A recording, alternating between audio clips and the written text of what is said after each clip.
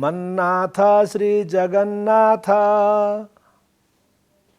मद्गुरु श्री जगद्गुरु मदात्मा सर्वभूतात्मा तस्मै श्री गुरवे नमः तस्मै श्री गुरवे नमः।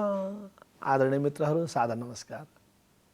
हामी सहज जीवन सूत्रको साधना गरिरहेका छौँ र यस क्रममा मित्रहरू आजको प्रसङ्ग छ कर्मले मनलाई, ज्ञानले बुद्धिलाई र भक्तिले हृदयलाई पवित्र बनाउँछ। सबैभन्दा पहिलो कुरा त मित्रहरू, गीतामा अनेकौं सूत्रहरू छन्, अनेकौं विधि र पद्धतिहरू छन्। तीमध्येमा श्रेष्ठ कर्मलाई, ज्ञानलाई, भक्तिलाई मानिएको छ। कर्म, ज्ञान र भक्ति मिलेको सुन्दर हाम्रो जीवन होस्। कर्म, ज्ञान र भक्ति। त कर्मले मनलाई पवित्र बनाउँछ, ज्ञानले बुद्धिलाई पवित्र बनाउँछ, भक्तिले हृदयलाई पवित्र बनाउँछ।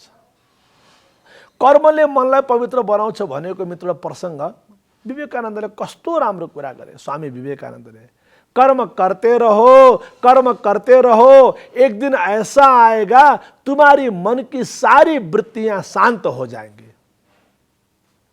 कर्म गर्दै जाँदा तपाईको मनका वृत्तिहरू शान्त हुन्छन्। मन जति चञ्चल हुन्छ मन उति रोगी हुन्छ, मन जति चञ्चल हुन्छ मन उति दूषित हुन्छ, जति चञ्चल हुन्छ मन उति दुखी हुन्छ। तपाईले आफ्नो लागि आफै एउटा पहाड खडा गर्नुभयो, तपाईले आफ्नो लागि आफै एउटा जाल खडा गर्नुभयो, तपाईले आफ्नो लागि आफै एउटा शत्रु खडा गर्नुभयो। अब यसलाई तपाईले कसरी शिथिल पार्ने? कर्मद्वारा। त्यही भएर गीता नै भनेको छ कर्मणैव संसिद्धिम आस्थिता जनकादय। कर्म गर्दै जानुपर्छ, कर्म गर्दै जानुपर्छ। जनक आदि जति पनि ऋषि भए, चाहे जनक हुन्, चाहे बुद्ध हुन्, चाहे अष्टावक्र हुन्, चाहे जो हुन्, चाहे राम हुन्, चाहे कृष्ण हुन्, चाहे व्यास हुन्, चाहे गोरखनाथ हुन्, चाहे शङ्कराचार्य हुन्, सबैले के गरे? कर्म गरे, कर्म गरे, कर्मै गरे। तर वेदले भन्छ कुर्वन्नेवेह कर्माणि जिजीविषेत शतं समा। अर्थात् गर्दै राम्रा असल कार्य बाँचौं वर्ष सयौं तक। गर्दै राम्रा असल कार्य बाँचौं वर्ष सयौं तक। मित्रहरू, मनलाई तपाईले शिथिल बनाउनु छ, शान्त बनाउनु छ, मनलाई तपाईले जित्नु छ भने कर्म गर्नुस्, कर्म गर्दै जानुस्। मैले हिन्दीमा कुनै बेला मैले गीत लेखेको थिएँ कार्यक्रमको सन्दर्भमा। कर्म करते रहो, मुस्कुराते रहो, मान अपमान हो, आगे बढ़ते रहो। कर्म करते रहो, मुस्कुराते रहो, मान अपमान हो, आगे बढ़ते रहो।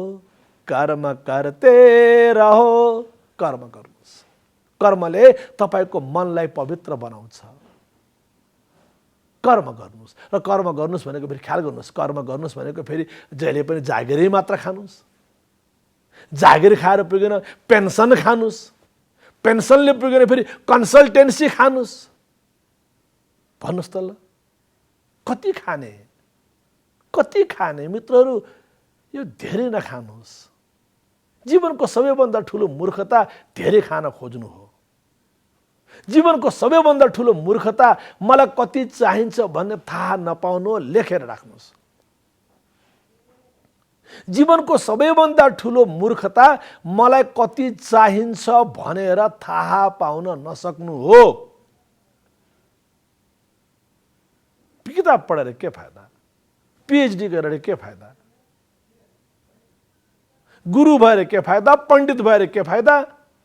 प्रोफेसर भएर के फाइदा? मन्त्री भएर, नेता भएर के फाइदा? मलाई कति चाहिन्छ तपाईलाई थाहा छैन। Until and unless you don't know how much you need, you are a fool. तब मूर्ख हो। थाहा पाउनुस्।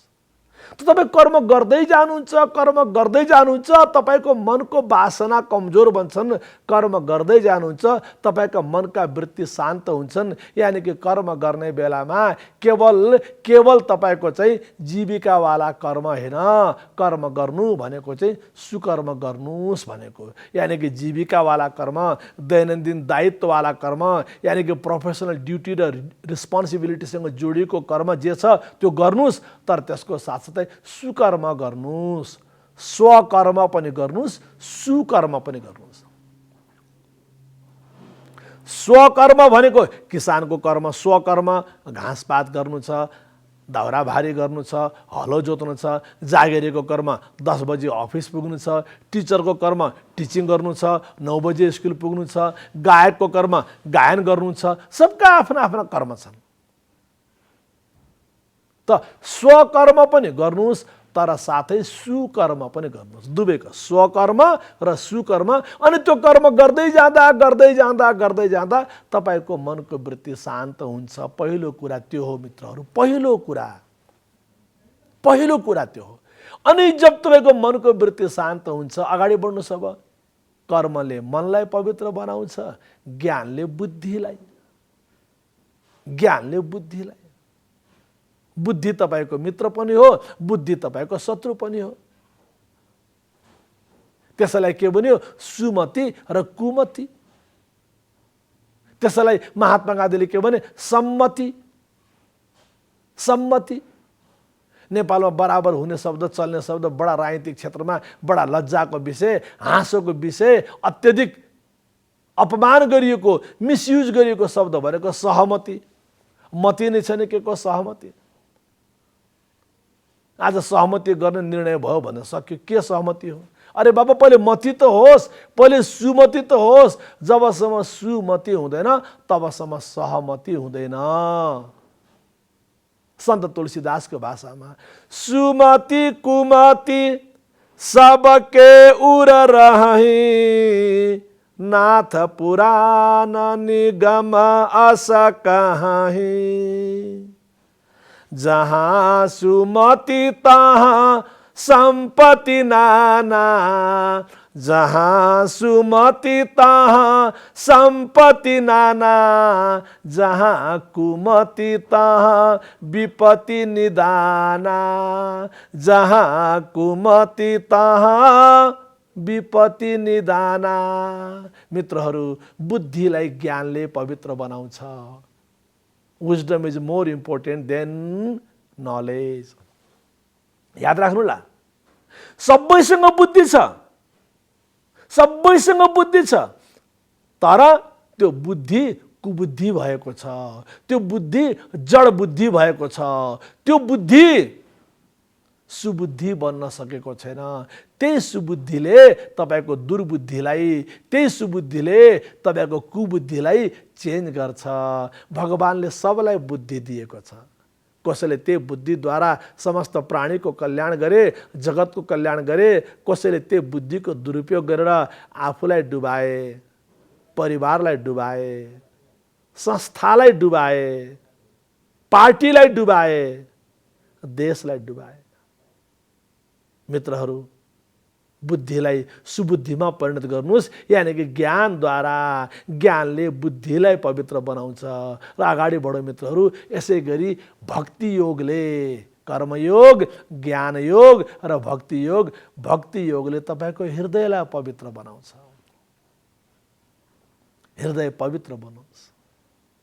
भक्ति योग, गीत गाएको छ, भजन गरेको छ, समर्पित भएको छ। कति जाने कति जानिने चिन्ता छैन, कति पढे कति पढिन चिन्ता छैन, कति गरे कति गरिन चिन्ता छैन, यो होला कि त्यो होला चिन्ता छैन।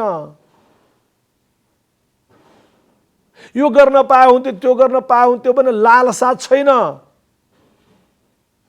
यता बिग्र्यो उता बिग्र्यो तनाव छैन। तद्भावना भावित।